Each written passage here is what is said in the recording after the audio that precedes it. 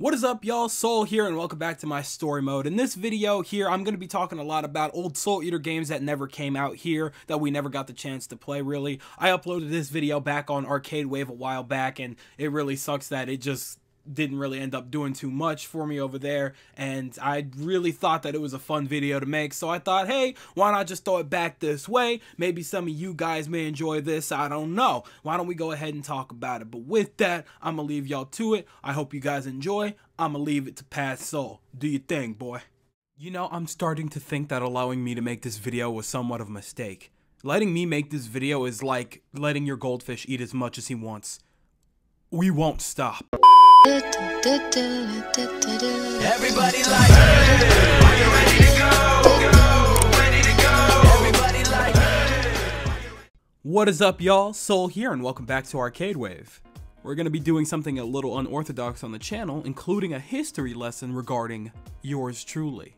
As you can probably see from my name alone, Soul Story Mode, I am a huge fan of Soul Eater. My whole name is derived from it, pretty much. This is a series I've been a long time fan of since I've been in elementary to middle school, alright? And that was a long time ago.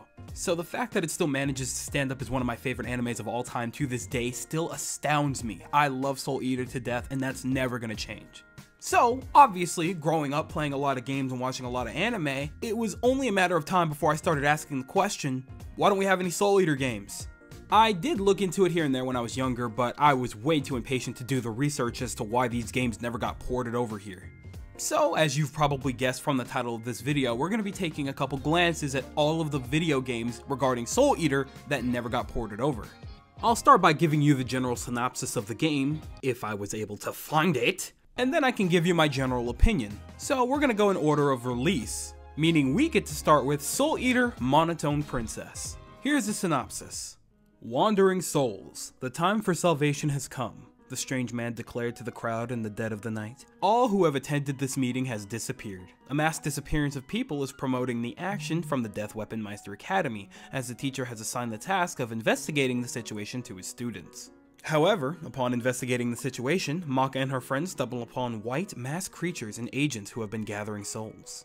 And that's about all I've got as far as the story goes. I couldn't find anything that's translatable. So pretty much all we have is that there is a princess of some kind. She is probably monotone, as given the title, and she runs a group of ragtag dudes in white. Now, this one is definitely probably the most interesting one out of the few games that are available, mostly because not only was Square Enix on board, but Bones said, hey, let's animate some stuff for this game. We'll add in some animated cutscenes and everything for this completely original story. Now, don't get me wrong, I, of all people, usually give things the benefit of the doubt.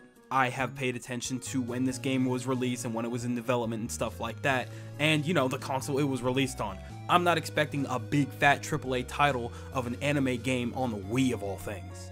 Gotta say though, with a budget that was able to afford not only Studio Bones, the original animators of the anime, but Square Enix, I think I was expecting a little bit more. This game came out in 2008, the same year as Brawl, The Blob, Sonic Unleashed, and a ton of other games. Now don't get me wrong, I'm not sitting here saying that The Blob is one of the best looking games I've ever seen, far from it, but come on. The next game to come after this one was Soul Eater Medusa's Conspiracy. There was basically no synopsis or any plot written for me to go off of. The wiki for this game had literally nothing on it, but based on the gameplay summary, it looks like it just follows the same general basic plot of Soul Eater.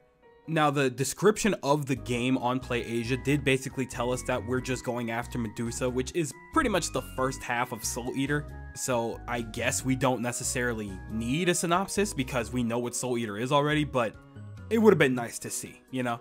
Now, what really threw me for a loop is that this game came out not even a full month after Monotone Princess. Meaning the boys out there got two Soul Eater games practically within the same month. Is that not insane to anybody else? Imagine if we got the Xenoverse games and Dragon Ball Kakarot not even a month apart. Tell me that wouldn't be absolutely ludicrous.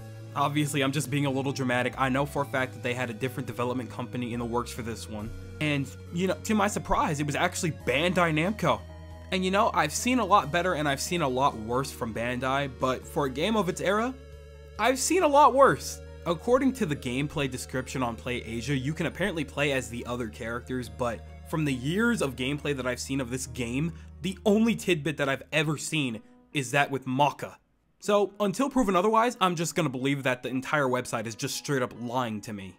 I gotta say though, the movement looks a little more appealing than that of Monotone Princess. I don't know what it is, but Monotone Princess just feels so stiff. This one, still a little stiff, but less so. You're moving around a lot, you're jumping, you're hitting a lot faster, and it's cute. I like the style that they went with.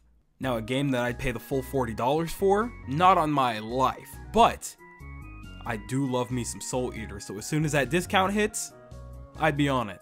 So, the last game that we have to talk about here is actually Soul Eater Battle Resonance. This one also did not give me much of a synopsis to work with. Thankfully though, the gameplay description did come a little bit in handy, and it did tell us that this game follows the first 24 episodes of Soul Eater, with a little bit of deep dives here and there on the mindsets of the characters and I guess their wardrobes. I don't know why that was so important, but they were really insistent on those wardrobes. Anyway, surprise surprise, this game also came out barely a couple months after the previous two games. And this one was also developed by Bandai. What in the world were they doing working so hard on these Soul Eater games? What? It's just astounding to me to know that they had 3 Soul Eater games in production practically around the same time. So close in development time that they actually finished development and was able to get the games out barely a couple months apart from one another. Now clearly this one came out a little bit later because this one definitely had the most love and care put into it, considering it was a fighting game for the PS2. Again though, I'll give this game the benefit of the doubt because this game came out in 2009 and I know for a fact that my 10-year-old mind would have instantly snagged this game the first chance I got and never stopped playing. 100%. This right here is the primary of the 3 games that I'm very surprised didn't get ported over. An anime fighting game focused solely on the fighting and barely on the story whatsoever? We still get that today. I'm surprised this wasn't in higher demand. So, all in all of these games look kind of interesting overall, but me today would definitely not pay a dime for any of these games. Unfortunately, all of them are very dated and it definitely shows. Now, there are emulators available for some of these games. I don't know about all of them, but I have heard stories of people playing Battle Resonance on their computers. So, hey, if you have the equipment to run it, go right ahead. I personally would probably only get about an hour or 2 of satisfaction out of these games before I decided, yeah, no, I can't do this anymore. But hey, that's just a me thing. If you guys want to do it, go right on ahead and tell me what you guys' experience were with the game in the comment section below. I want to know all your guys' thoughts on the games that we've talked about today. Good, bad, ugly, super pretty, better than the anime games that we have today, worse than the anime games that we have today? I want to know all of it. Also, if there's any other anime games that you guys would like us to bring some kind of light to, go ahead and let us know what they are, because we like anime and we like talking about anime games, so we're more than here for it. Anyways, it does appear to be skedaddle o'clock once again, so I'm gonna go ahead and leave it at that. I want to thank you guys ever so much for watching. I truly do hope you enjoyed. Do us the greatest favor of dropping a like and a comment, and make sure to subscribe if you want to see more content like this. Anyway, I'm out of here. Do us the greatest favor of taking good care, and we'll see you all next time.